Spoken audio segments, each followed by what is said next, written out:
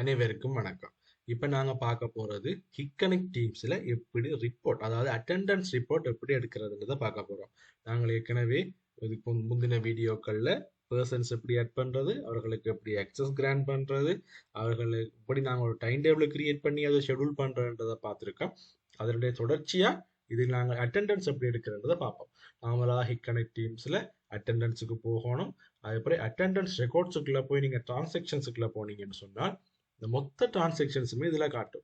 இதை நாங்கள் ஃபில்டர் பண்ணி கொள்ள முடியும் by name or by ID. இப்போ ஒரு ஆளுடைய டீட்டெயில்ஸ் தான் வேணும்னா அவருடைய ஐடியை நாங்கள் இதில் அடித்து ஃபில்டர் பண்ணுறதன் மூலமாக அவருடைய ஒரு நபருடைய தகவல் மட்டும் இதில் எடுத்துக்கொள்ள முடியும். இல்லாட்டி பை டிபார்ட்மெண்ட் எடுத்துக்கொள்ள முடியும். ஒரு டிபார்ட்மெண்ட்டை செலக்ட் பண்ணுறதன் மூலமாக அந்த டிபார்ட்மெண்ட் இருக்கிற முழு பேருடைய தகவல்களையும் இதில் கொண்டு வர முடியும். அதே மாதிரி today, yesterday, current week, last week, current month என்று சொல்லி எங்களுக்கு எவ்வளவு தேவையோ லாஸ்ட் மந்த் சொன்னால் சேலரி கால்குலேட் பண்ண போறோம்னு சொன்னால் லாஸ்ட் மந்த் செலக்ட் பண்ணி நாங்கள் ஃபில்டர் பண்ணும் பொழுது கடந்த மாதத்தில் இருந்த அவ்வளவு டீட்டெயில்ஸும் எங்களுக்கு கிடைக்கும். அதை நாங்கள் எக்ஸ்போர்ட் பண்ணி கொள்ள முடியும். அதை நாங்கள் எக்ஸல் ஃபைலாகவும் எக்ஸ்போர்ட் பண்ணலாம், பிடிஎஃப் ஆகவும் சிஎஸ்வி ஆகவோ டெக்ஸ்ட் ஆகவோ நாங்கள் அதை எக்ஸ்போர்ட் பண்ணி கொள்ள முடியும், அதாவது டவுன்லோட் பண்ணி கொள்ள முடியும். இப்போ நாங்கள் டவுன்லோட் பண்ணிக்கல உங்களுக்கு ரிப்போர்ட் இவ்வளோ டீட்டெயில்ஸ் தேவையில்லை, சிம்பிளாக வேணும்னு சொன்னால் நாங்கள் இங்கே போய் கஸ்டமைஸ் பண்ணிக்கொள்ள முடியும். இப்போ எங்களுக்கு எந்தெந்த டிவைஸ் நேம் தேவையில்லை, டிவைஸ் சீரியல் நம்பர் எல்லாம் தேவையில்லை, நாங்கள் தேவையில்லாததை நாங்கள் ஃபில்டர் பண்ணும் பொழுது உங்களோட ரிப்போர்ட் இன்னும் கொஞ்சம் சிம்பிளாக வரும்.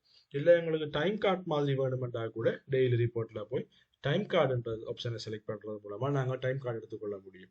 அதுக்கு நாங்கள் ரீகால்குலேட் பண்ணணும்.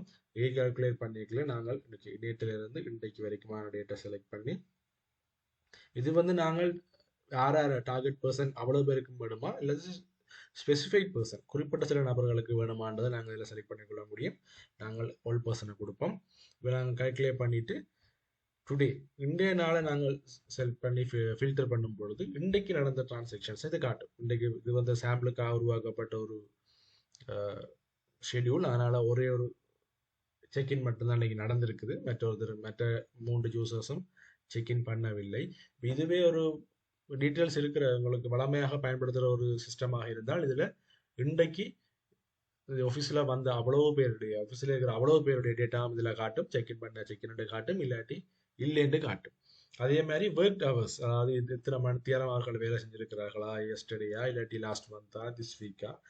அதே மாதிரி லேட் ரிப்போர்ட், யார் யார் எப்பப்போ லேட்டாக வந்திருக்காங்க, எத்தனை எவ்வளோ நேரம் லேட்டாக வந்திருக்காங்கன்னு இதில் நாங்கள் பார்த்துக்கொள்ள முடியும்.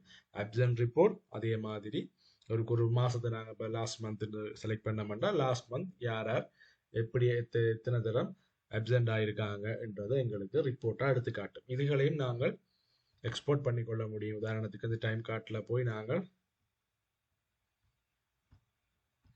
ஃபில்டர் பண்ணி இந்த ரிப்போர்ட்டை நாங்கள் எக்ஸ்போர்ட் பண்ணலாம். நாங்கள் பிடிஎஃபாக எக்ஸ்போர்ட் பண்ணும் பொழுது எங்களுக்கு ஒரு ஆப்ஷன் வரும், பேப்பர் சைஸ் செலக்ட் பண்ணுறது. ஐடிஎம்எஸ்ல எங்களுக்கு எந்த ஆப்ஷன் இருக்காது. இதில் நாங்கள் A4 ஆயும் நாங்கள் எக்ஸ்போர்ட் பண்ணிக்கொள்ள முடியும்.